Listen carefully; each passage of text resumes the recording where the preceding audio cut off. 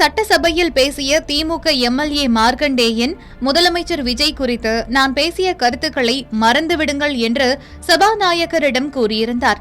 ஆனால் இன்று செய்தியாளர்களை சந்திக்கும் போது சவால் விடுக்கும் வகையில் பேசியிருக்கின்றார். என்ன நடந்தது என்பதை விளக்கமாக பார்க்கலாம். தூத்துக்குடி மாவட்டம் கோவில்பட்டியில் நடைபெற்ற திமுக பொதுக்கூட்டத்தில் முதலமைச்சர் விஜய்க்கு மிரட்டல் விடுக்கும் வகையில் விளாத்திக்குளம் திமுக எம்எல்ஏ மார்க்கண்டேயன் பேசியிருந்தார்.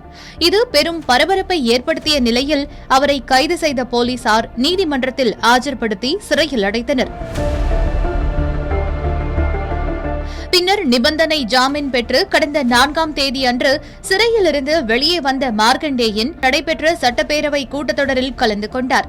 அப்போது பேசிய அவர், முதலமைச்சர் விஜய் குறித்து நான் பேசியது சரியல்ல என்றுதான் உதயநிதி, கனிமொழி உள்ளிட்ட கட்சியின் மூத்த நிர்வாகிகள் என்னிடம் கூறினார்கள். எனவே நான் பேசிய வார்த்தையை மறந்துவிடுங்கள் என்று சபாநாயகரிடம் தெரிவித்தார். இந்த நிலையில் நீதிமன்றத்தின் நிபந்தனையின்படி தூத்துக்குடி மாவட்ட குற்றப்பிரிவு அலுவலகத்தில் கையெழுத்து போடுவதற்காக மார்க்கண்டேயன் வருகை தந்திருந்தார். அப்போது செய்தியாளர்களை சந்தித்த அவர், திமுகவினரை கைது செய்து முடக்க முடியுமா? அப்படியெல்லாம் முடக்க முடியாது என்று சவால் விடும் வகையில் பேசியிருக்கின்றார். அடுத்தடுத்து எம்எல்ஏக்கள் கைது தொடர்ச்சியாக நடந்திருக்கு. அதுபோக எதிர்க்கட்சி தலைவரையும் கைது பண்ணியிருக்காங்க. எப்படி திமுக தரப்புல பேசுறதே முடக்கிறதுக்கு பார்த்தாங்களா அல்லது என்ன மாதிரியான இது? கைது கொண்டதுனால முடக்க முடியுமா? அப்படியெல்லாம் முடக்க முடியாது. திமுக அதுக்கெல்லாம் அச்சப்படுற கட்சி கிடையாது. ஜனநாயகத்தில் தன்னுடைய கருத்துக்களை சரியான முறையில் எடுத்து வைக்கிற ஒரு அரசியல் கட்சி. மேலும் திமுக அச்சப்படும் கட்சியே கிடையாது. ஜனநாயகத்தில் கருத்துக்களை சரியான முறையில் எடுத்து வைக்கக்கூடிய அரசியல் கட்சி என்று கூறிய மார்க்கண்டேயன், முதல்வர் பக்குவமாக நடந்து கொண்டால் பிரச்சனை எதுவும் இல்லை என்றும், இந்த அரசு தீவிரவாதிகளை நடத்துவது போல சட்டமன்ற உறுப்பினர்களை நடத்துகிறது என்றும் தெரிவித்தார். இந்த அரசு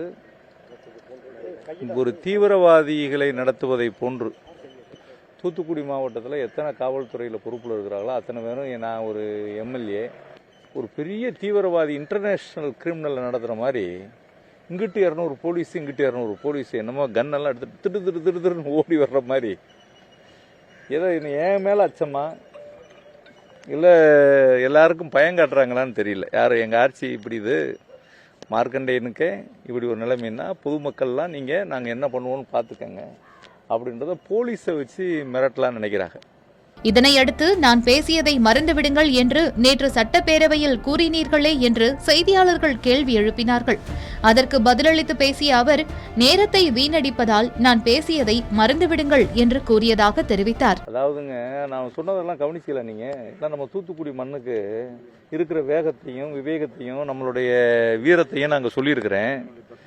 நீங்க பேசுறத என்ன செய்ய சொல்லியிருக்கிறோம்? இதை போய் தேவையில்லாமல் இவ்வளோ தொலைக்கு இழுத்துட்டு வர வேண்டியதில்லை. நீங்கள் ப்ரிவிலேஜஸ் கமிட்டிக்கு அனுப்புறேன்னு ஸ்பீக்கரை அனுப்பட்டும்.